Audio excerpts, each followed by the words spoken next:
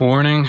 Last day, getting ready to go home, and I've got to just pack up my room. The hotel turned out to be a dud. It was really not a good hotel. It's called the Atria Inn. We went down for breakfast, and they had no coffee. Cardinal sin. How do you not have a coffee in a hotel? The coffee machine was not working. Only decaf. Again, cardinal sin. You cannot run a hotel business without coffee. Service was not that great either. The employees were kind of standing around. The orange juice machine was not working. A lot of people kind of looked kind of upset about that. So they're trying, but they've got a ways to go. But the bed was comfortable. You can see here, I kind of made a mess of it. And that's really all a weary traveler really needs, and coffee. So I definitely don't recommend the Atria Inn in Amarillo, Texas. I've got to pack up. Let's go see what Jamshed is up to. We're supposed to meet now. Morning. Well, it looks like he's already out of his room. He's already down here. You know, there's always somebody that takes forever, and there's always somebody that's always ready on time. This Jamshed guy, man, he's the one that's always ready on time. I'm the one getting up late, making phone calls and, whatever. Unfortunately, I'm the sloppy partner in our dynamic duo. So we're going to hit the road. Nothing too fancy today. I think we're kind of tired. I'm missing home, even though, it's only been a week. I haven't been gone that long, but it just seems forever. I think partly because I wasn't busy in meetings and conferences or whatever, but I was traveling on the road, and I was on the road, and I was thinking a lot, right? And I get very haunting memories, all kinds of things, and you miss your family even more because you think about them. I miss my wife, I miss my sons, and there's my partner that is on time, always, like a good partner, and I'm the terrible partner that is always dragging his feet. So we're gonna hit the road. See ya. This just shows that I have a long ways to go before I become a adept travel blogger, because it takes me a ridiculously long time to pack and unpack. I'm gonna show you what I mean today. This is all my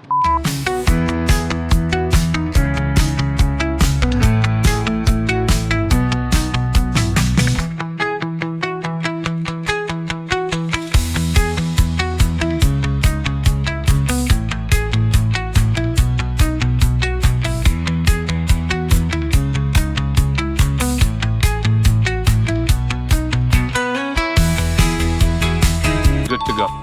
So he was... Sit him on the bike. That's fine. That's fine. Which one do you want to sit on? The blue one, the red one? Go ahead, rev it. Nice.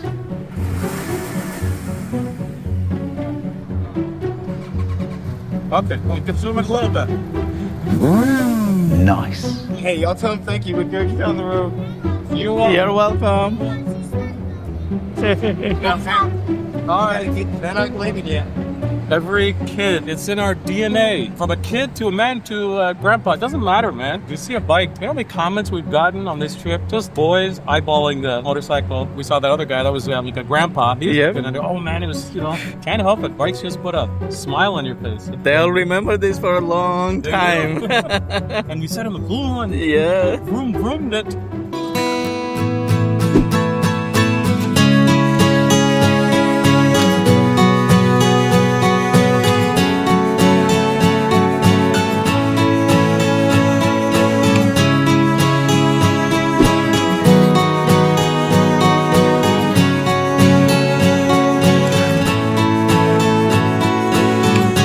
Cadillac Ranch in Amarillo, Texas. Quite an attraction. There's a lot of people here. And one of the cool things about it is that this is actually interactive artwork, and they encourage you to grab some spray paint and leave your mark on the art. It's considered one of the first interactive art experiences in the world. And if you look at some of the layers of paint, it is incredible. This whole thing is all paint. That's the body right there. And so the layers of paint that people have put on this is just incredible. And people are just like spraying like crazy. This crazy lady from Houston, she's jazzing it up. She's having a great time. Looks great. And her kid, he's adding some final touches to it. Awesome. It's really fun. Great for the kids. There's locks up here. Really cool. So here's a few interesting things about Cadillac Ranch. Let me give you a better look over here. Apparently the angle are buried in the ground at a very specific angle. If you notice that, apparently this angle matches the angle of the Great Pyramids of Giza, which is 51 degrees. There's 10 Cadillacs, and they're all classic Cadillacs from the 1940s through the 60s. So there's the Cadillac Escalade C-Class, Cadillac Alpine Deluxe, Cadillac Accord Vende. I don't know what the hell I'm talking about. I'm not a car guy, but they're all different models. Another really cool thing is that they actually had to move this whole installation back in 1997 because it was too close to the highway. So that was probably a pretty monumental job, digging up all these 10 Cadillacs and then relocating it further out. The way Texas is growing, I'm assuming they'll probably need to do that again in 15 years, 20 years.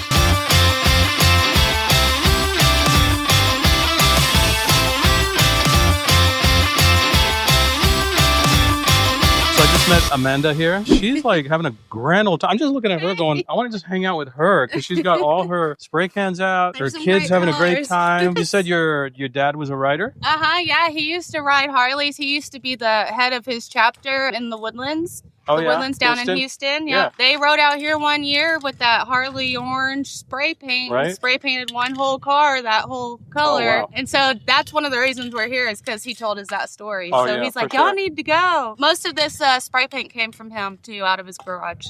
Stop. Look at you. Yeah? You're supposed to spray the car, not yourself.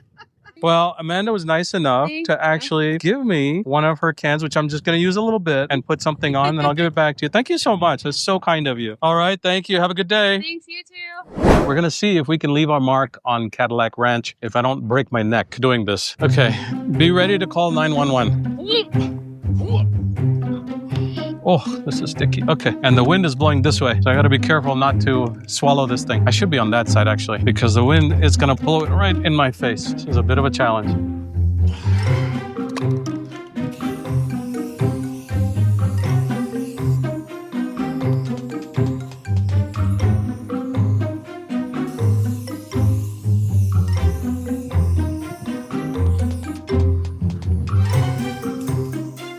Really interesting. It's a nice little stop. We're surrounded by fields of corn. I have this impulse to start running through the cornfields and lay my hands out while the cinematic music starts playing. But look at this. Wow, that is gorgeous. Let me give you a good look at this.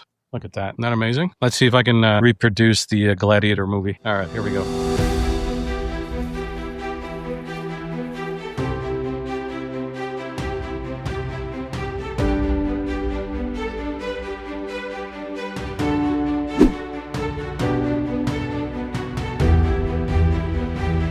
Behind this long ass train, and we've been here 5 minutes already, and it is not stopping. Okay, there, it's coming to an end, but it looks like there's some drops of rain. Might start raining. Maybe we should put on our rain suit. That's gas station. At the gas station? Yeah. Okay. All right, good news. Train is coming to an end.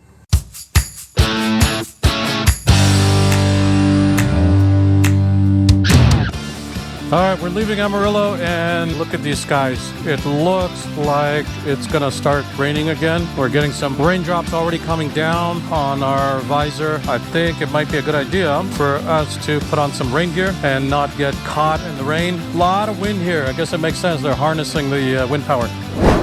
We pulled over and put on our banana suits, our rain suits, and it looks like we did it just in time. The rain is now officially on us. So it looks like we're in for a repeat of what we went through last night in the rain and the windy weather. So this is going to be another rough day, but hopefully it doesn't last too long. But we'll see. The adventure continues. Motorcycling, fun and struggle.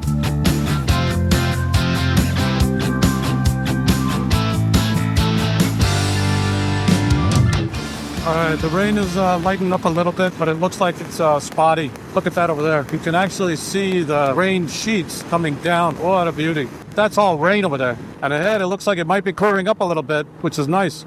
Looks like I spoke too soon. Here comes the rain. I can actually see where the rain is falling, and we're in it now. Let's put our visor up, get a little bit of protection. Not that it really helps, to be honest. It helps with the wind, not so much the rain.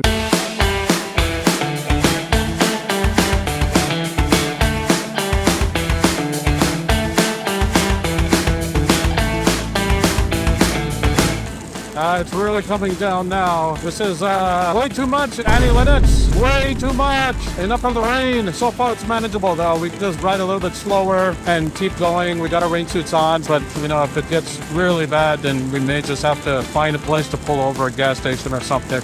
In between break over here, the rain has stopped for a little bit. Hopefully it's gonna be clear skies. It looks like clear skies up ahead. And what's really cool is I'm breathing in this greenery around me from all the rain. I don't know what the grass is or whatever it is, but it just smells amazing. It just smells really, really good after rain. This is stuff that they make, you know, all those aerosol cans out of, the sprays, but the real thing is just great. You see that old man over there in that flannel? He's just walking back to his truck. He walked over to us and he said he saw us on the highway putting our rain gear on. And he said, I just want to let you guys know that you guys are the bravest people on the road. And I said, well, bravest or the stupidest? I don't know.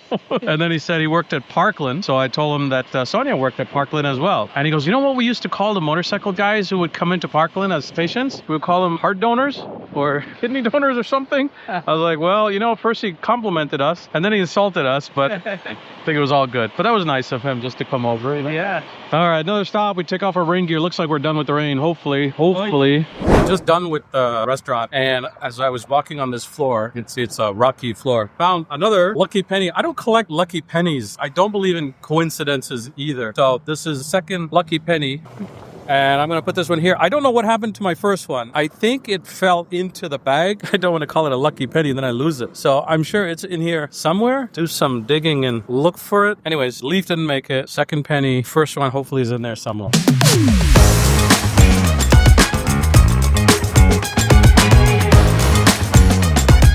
The rain is gone. We are now homebound. Clear skies. This is why they call Texas sky country. Just take a look at these fluffy white clouds. Just gorgeous.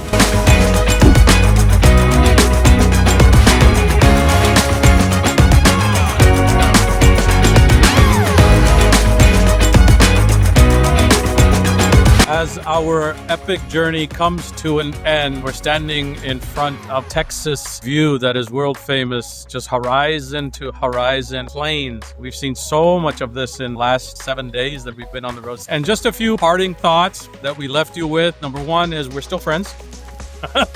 Are you going to ride with me in the future, or are you going to ignore all my calls? No. I'm busy. I can't ride with you. I'm busy. I have to do my laundry, man. Don't call me anymore. Alhamdulillah, we're still friends. Didn't get on each other's nerves. We didn't get on each other's nerve. We didn't have a single fight. That's a good sign. You know, if they say you want to test a friendship or a relationship, travel with that person. We did travel together for a whole week and not a single argument. So I think that's a testimony to Jamshed's patience with me, with my tardiness, with my lack of camping skills. How far did we actually travel? Did you calculate that? Yes, we actually traveled. Right now we are at 2,800 miles round trip. Wow. By the time we get home and park our bikes in our garage, we'll be a little over 2,900 miles. Almost 3,000 miles, yeah, in 7 days. So there is the 7th day, last day. Right. And we are actually on our way home. So let's just put this in perspective. If you have to drive from London and that 2,900 miles, it'll actually take you all the way to Istanbul. So you'll cross Europe and you'll end up in Asia, in Istanbul. And that's why, you know, people have such big cars in Texas and big trucks, because it's such a big state. And in Colorado, all the lower states, they're so big. So we did, 3,000. I didn't realize that in 7 days. That's a lot. My butt is sore and I'm feeling each one of those miles right now. There were a lot of challenges, like going from here, the heat. That was the major challenge for us. The major rainstorm that we ran into? On the way back, yeah. Major. We actually ran into 2 storms. Yeah. One last night and one today. We slowed down. We were safe about it. You know, we did all the right things. So lesson learned. I hope you guys enjoyed the video. You know, the lesson that I got out of this trip was not that I had like some kind of monumental enlightenment and I'm a better person now. None of that. It's really just to stop and take a pause, and I just feel better, you know, and if just another drum beat, that's what it is. That's okay. But I'm so glad that I got to do this trip with you. I'm absolutely, it's been an honor. We enjoyed it, and now, you know, we're going to be home in about 2 hours, and we already started talking about the next trip. Exactly. We're talking about a trip in the Middle East, maybe. I won't say too much about it because I don't want to let the cat out of the bag, but we're thinking about some epic trips and that's epic journey. Epic journeys. Yeah. And that's what happens when you get this wanderlust, you know? You get out there and you just kind of fall in love with traveling. All right, enjoy the Texas scenery. And from myself, with Hafiz, Love is. get out there and do something. Go ride. Go ride.